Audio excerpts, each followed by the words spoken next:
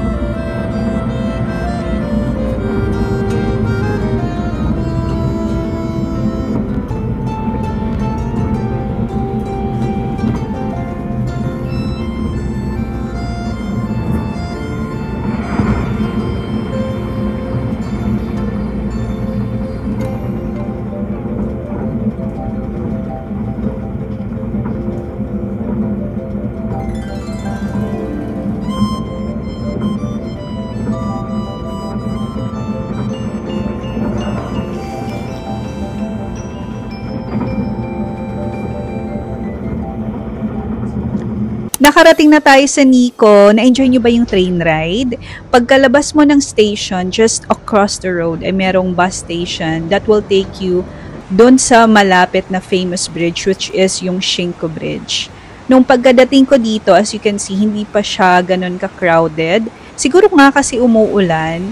And dito, since famous nga siya, maraming kumukuha ng mga pictures and videos. Tapos sa bridge na yan, pwede ka ring tumawid. Meron lang siyang bayad na 300 yen.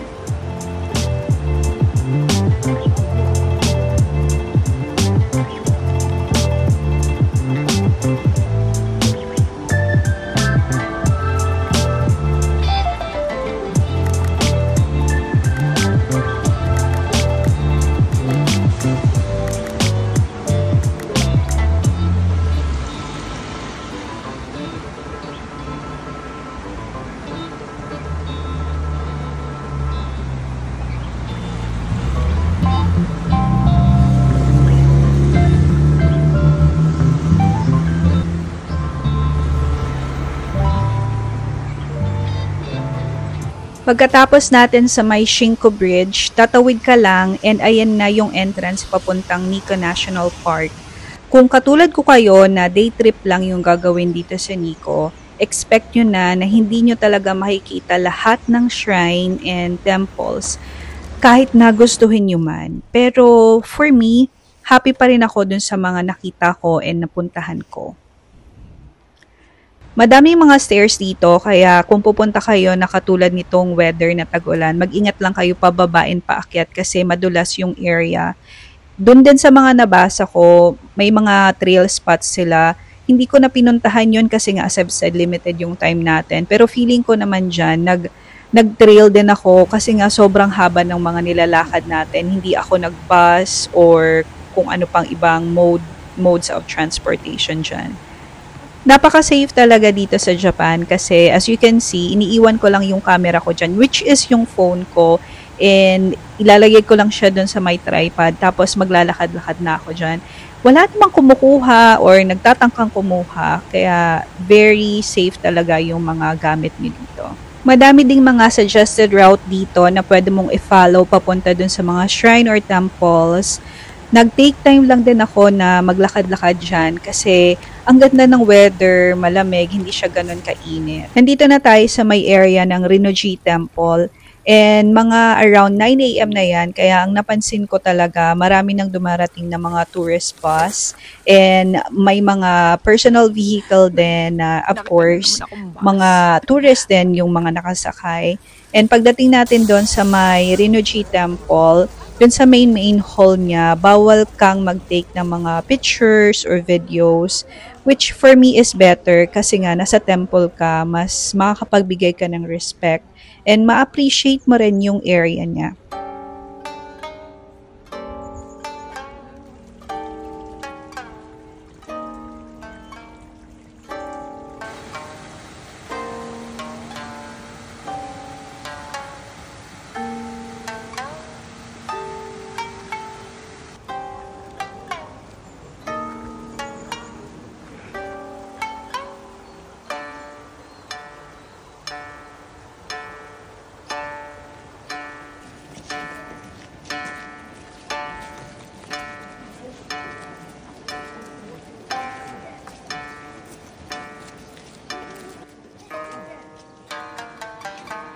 Isa din sa hindi mo dapat ma-miss na puntahan dito sa Nikko ay itong Toshugu Shrine. Ang sabi dun sa nabasa ko, isa siyang burial place ng mga iconic leader. Very iconic din dito yung 5-story pagoda and yung Yumeimon Gate nila. Napansin ko dito sa area na to, ang daming mga wall na covered ng moss and also yung mga stone lantern na may mga moss din. After natin sa may shrine, ang next na pupuntahan natin ay gustong-gusto ko talagang puntahan, which is yung Kigon Falls. However, very impossible siya kasi as you can see, napaka-foggy and very spooky nung weather. Kaya bumili na lang ako ng snacks dyan, tapos in-enjoy ko na lang yung weather. Nakapanghinayang lang na hindi natin nakita yung Kigon Falls. And nandyan din kasi yung Lake Chusenji, which is famous din siya dito sa Nikko. And siya din yung highest lake dito sa Japan. Pero there's always a reason for everything. Kaya naman, bumaba na lang din ako and pumunta na ako dun sa next destination natin. After natin dun sa may Lake Chusinji, na siguro nagstay lang ako dun mga 30 minutes, dito na tayo pumunta sa may Kanmanga Fuji Abbeys. Ito ay mga 20 to 30 minutes walk mula dun sa bus station na binabaan ko. And ito ay famous siya sa rows of stone Buddha statues na meron siyang mga dress ng red bibs and hats. And yung walkway niya ay along the Daya River. Itong area pala na to is a volcanic gorge and napaka-peaceful lang talaga nung naglalakad ako dyan.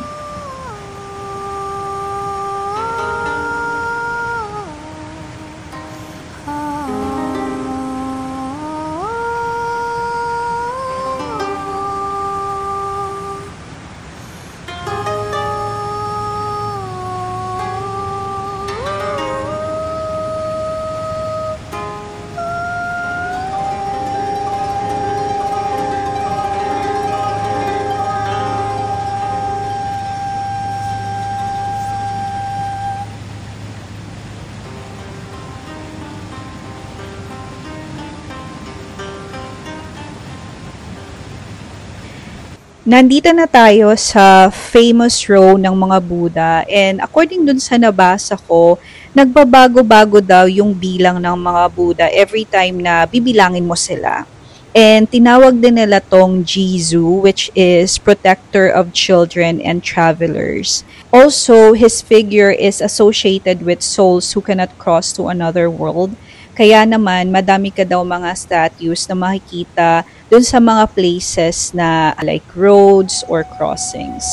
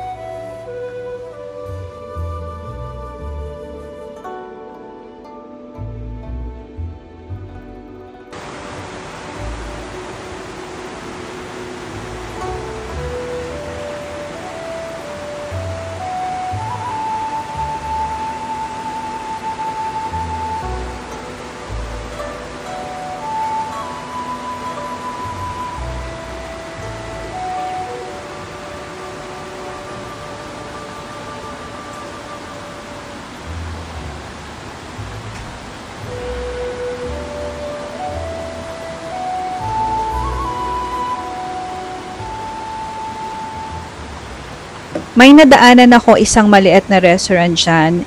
Then, umorder ako nitong dried tofu skin. Tapos, in-enjoy ko talaga yung view dyan kasi malapit siya or katapat niya lang mismo yung river. Maririnig mo yung sound ng water. Sobrang relaxing niya. Kaya, nagstay ako dyan ng mga almost 30 minutes din before ako pumunta sa next destination ko.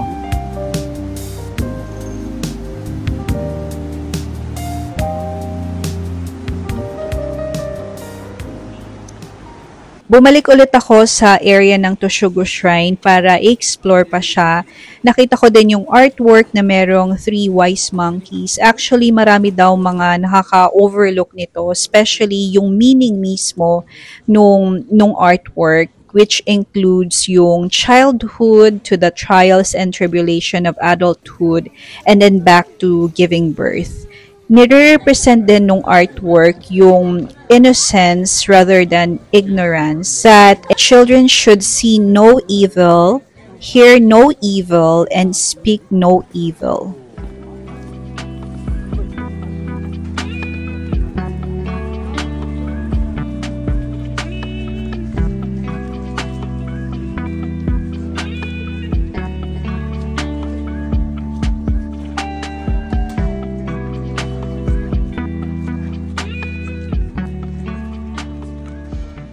Babalik na tayo ng Tokyo. Yung ticket pala na nabili ko is one way lang. Buti na lang talaga may available pa na ticket for 4:30 p.m. Kasi kung hindi, baka nagstay pa tayo dyan ng the whole night. Tapos, tomorrow is yung flight na natin. So, baka madelay pa tayo.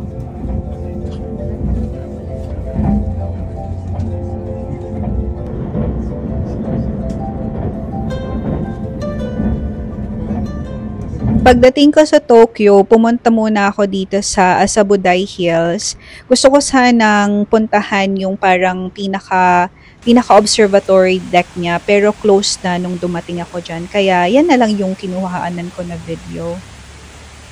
The next day is flight na natin pabalik ng US, pero sa hapon pa naman siya and meron pa tayong time to explore one more area, which is itong Gotokuji Temple or Lucky Cat Temple.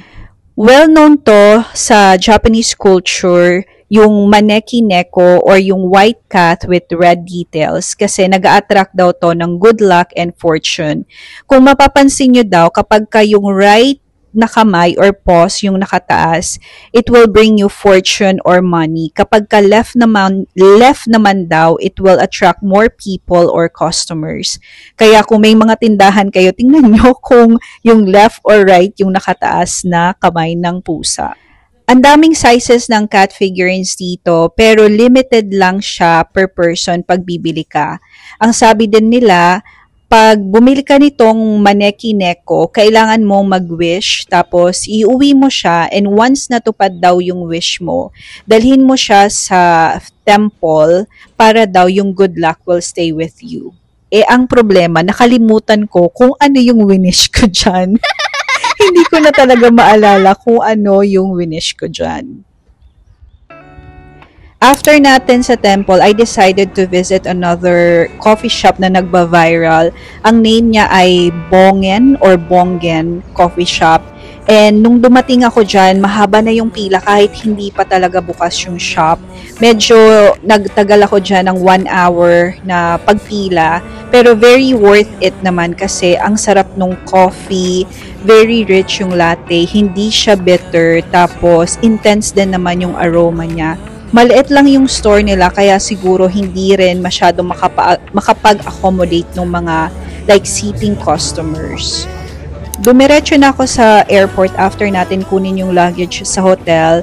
Since may mga natira pa akong Japanese yen, yun na yung mga pinambili ko ng abubot. Sobrang na-enjoy ko talaga yung stay ko dito sa Japan and I get it now why there's a lot of tourists and kung bakit pabalik-balik sila dito sa Japan kasi napakalinis, organized, and madami kang mapupuntahan.